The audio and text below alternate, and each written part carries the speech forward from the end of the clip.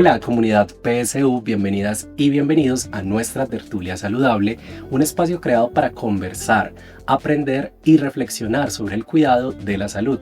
Hoy nos acompaña Héctor Julián Pérez Madrid, quien es médico, toxicólogo clínico y docente de la Facultad de Medicina de nuestra alma mater.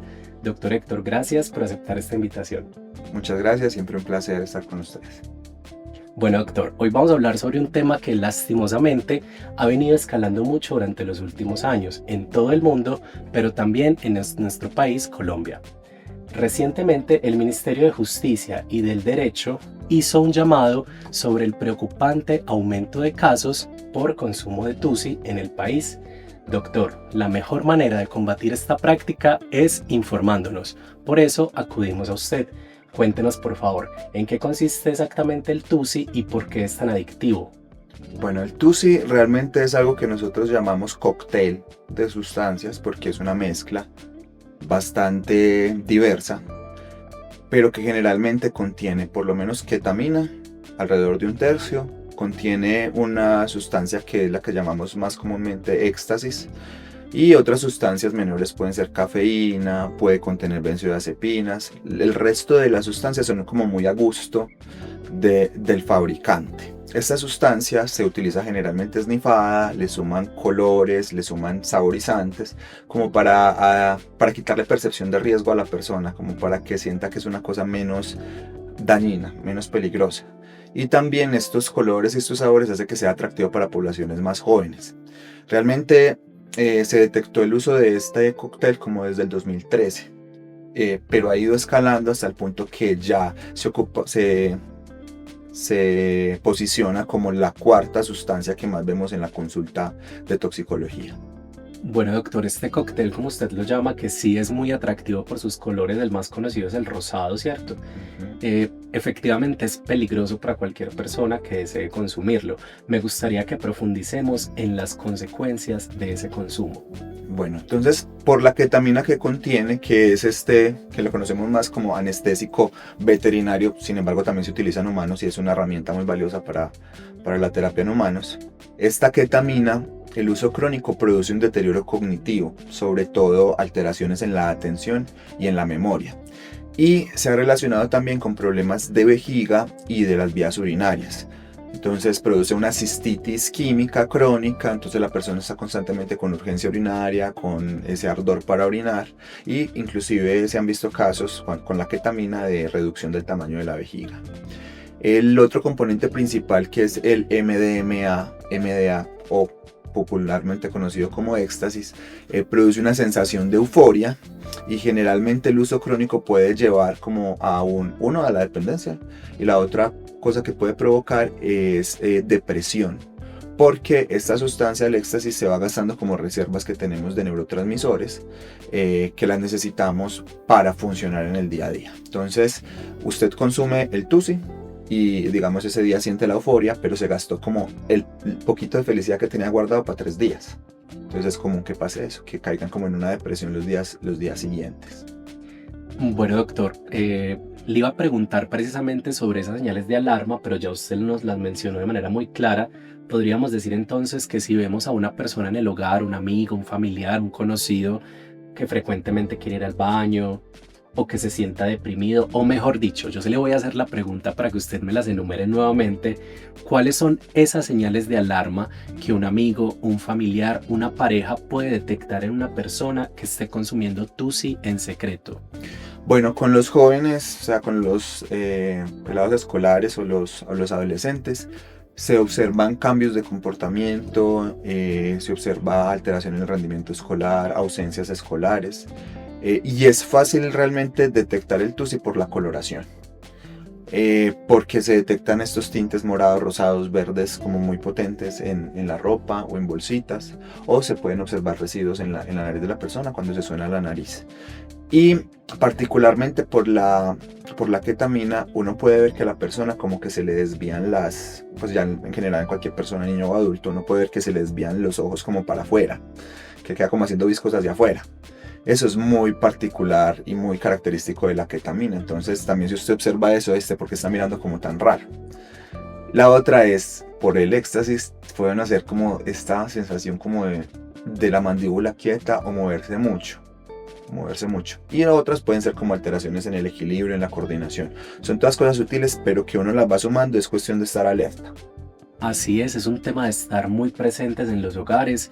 Creo que sí o sí los grupos de apoyo son fundamentales y si por ejemplo, doctor, una persona que consume TUSI o un familiar, una pareja, un amigo que tenga sospechas, ve esta tertulia y decide aconsejar a esa persona o esa persona toma la decisión de buscar ayuda, ¿cuál es el primer paso que debe tomar? Bueno, depende del tipo de uso. Hay personas que utilizan el TUSI solamente fines de semana en fiestas. Entonces no tienen como tal una dependencia física, sino que es más una dependencia psicológica o una cuestión de malos hábitos. Entonces para esas personas, creo que sobre todo por lo que está pasando ahorita con el TUSI, que está contaminado con otra sustancia que no les he mencionado, muy peligrosa, es el momento como de parar, sobre todo por el riesgo que tienen, por ejemplo, isquemia de las extremidades. Esa persona con un diálogo, con aconsejarla, con acudir a psicología, puede ser suficiente para que deje el consumo. Ya cuando la persona tiene un consumo que es diario, ya se crea un patrón de dependencia física y puede requerir medicamentos para volver a regular el sistema nervioso. Entonces en esa persona, sobre todo que tiene el consumo diario, sí es muy importante la consulta por psiquiatría y por toxicología. Bueno, doctor, muchas gracias por esa información tan valiosa. Queda claro que el TUSI es una sustancia realmente peligrosa, sobre todo porque, como nos lo está indicando el doctor, hay una cantidad de sustancias que no conocemos que al consumirlas pues nos pueden provocar grandes afectaciones. Recientemente conocimos la noticia de 3 casos de adolescentes que tuvieron que ser amputados. Le pregunto, doctor, ¿esas amputaciones quizás tengan que ver algo con las isquemias? Bueno, son varios casos de isquemia, alrededor de 30 en el área metropolitana. Isquemia nos referimos a la pérdida del flujo sanguíneo en alguna parte del cuerpo, en este caso los afectados son las extremidades. Al parecer esto se debe a un nuevo componente que le están metiendo al TUSI, a una nueva sustancia. Como les mencionaba, de que esto es un cóctel y es muy a gusto del que lo esté fabricando, él le puede ir sumando, él o ella, o quien sea que lo esté fabricando, le puede ir sumando ingredientes para que sea más alucinógeno, para que dure más el efecto, pero algunos de esos componentes, como por ejemplo los que han detectado en años pasados, que son uno que se llama silacina, otro que se llama DOB, otro que se llama catinonas, van sumando muchos riesgos. Entonces ahorita lo que estamos viendo es ese aumento muy llamativo de casos de isquemia en personas jóvenes. Esto generalmente no se ve en las personas jóvenes. Así que por eso les decía que si usted no es una persona que es dependiente del TUSI, este es el momento de pararlo, inclusive el uso recreativo, hasta que se aclare la situación, hasta que las autoridades saquen los comunicados oficiales de qué es lo que están detectando en las muestras pues, que hayan recogido. Gracias, doctor. El mensaje es claro. Definitivamente tenemos que alzar la voz, conversar. El TUSI es una realidad en nuestra ciudad, en nuestro país, en el mundo en realidad, y es necesario que nos informemos. La información es la mejor manera de prevenir.